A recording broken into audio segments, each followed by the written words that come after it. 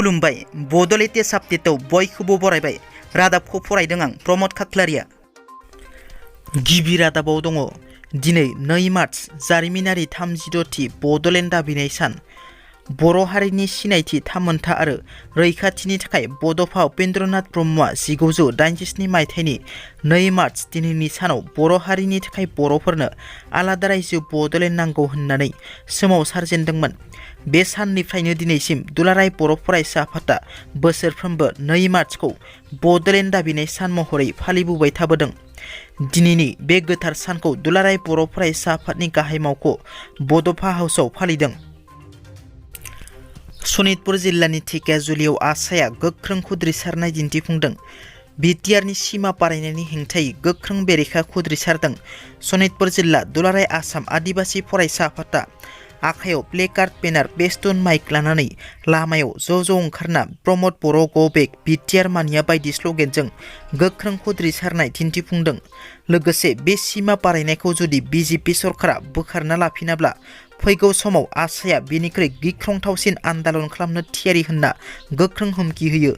मख'नो गोनांदि थांनाय 26 जानुवारियाव आसामनि गिबि मन्थ्रि डक्टर हिमन्त बिश्व शर्माया बिटिआरनि दफा बादियै सनितपुर आरो बिश्वनाथ जिल्लानि गं 60 गामिफोरखौ सोसननाय जागोन होनना फोसावनाय जादोंमोन।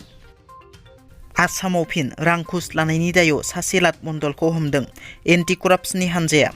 आसामनि गिबि मन्थ्रि डक्टर हिमन्त बिश्व शर्माया रांखुस लाग्रा सरकारि मावख'गिरि बिबानगिरिफोरनि सायाव गोख्रों नोजोर लाखिनो बिथोन होनाय बादियै एन्टि कराप्सननि हान्जाया सासे लाट मण्डलखौ हमदों। सनापुर रेभिनिउ सार्केलनि लाट मण्डल राजेश रयखौ रांखुस लानायनि दायाव एन्टि कराप्सननि हान्जाया हमो। लोगोसे लाट मण्डल राजेश रयनि पार्सनेल गारि सालायगिरि रन्टु कलिताखौबो हमो एन्टि कराप्सननि हान्जाया। बाक्सा जिल्लानि जालाहावखात सकआव बर' आइजोनि गेजेराव बुलायनाय। बिसि थाखानाय फिसाया गुबुन हिन्जावसाखौ लोगो हमफैनायाव बाक्सानि जालाहावखात सकआव दुंहाव थासारि सोमजियो। हौवानि बिसि आरो मोजां मोननाय हिन्जावनि गेजेराव जायो बे जाथाया। बड'लेण्ड इन्टारनेशनेल नलेज फेस्टिभेल 2023 नि जोबथा हाबाफारियाव लिंहरजानाय बादियै बलिउडनि मुंदांखा फावखुंगुर सनु सुदआ सफैबाय। बड'लेण्डआव सफैनानै सनु सुदआ खौरांगिरिनि सिगाङाव बुङोदि बड'लेण्डआव फैनानै आं गावनि न'आव फैनाय बायदि मोनदों। लोगोसे बिथाङा बुंबावोदि बेयाव फैनानै फरायसाफोरखौ नुनानै मुलुगसोलोंसालियाव गोबां लाइमोनफोरखौ नुनानै फिन मुलुगसोलोंसालियाव मुं थिसन्नो गोसो जाबाय होनना। उदालगुरि जिल्लानि दैफांखुथियाव जानाय इनकाउन्टारनि सायाव एसपि राजेन सिंहनि बिबुंथि। डिम्बेश्वर मोसाहारिया सासे डकाइट। सिगां गोबां डकाइटनि जाथायाव लोब्बा दंमोन। 2020 मायथाइयावबो रङिया थानायाव मोनसे डकाइटनि केस जादोंमोन। बे तदन्तनि समाव डिम्बेश्वर मोसाहारिनि न'निफ्राय पिस्तल बोखांनाय जादोंमोन। 2021 मायथाइयाव बासबारियाव सिएसपिआव डकाइटनि जाथाय जादोंमोन। बे जाथायाव सानै हमजादों आरो गंनै पिस्तलबो बोखांदों। बे जाथायनि समाव डिम्बेश्वर, केनाराम आरो आगस्टिना खारखोमाना दंमोन। बिथांमोनखौ गोबां खानो नाजादोंमोन नाथाय बिथांमोना खारखोमाना दंमोन।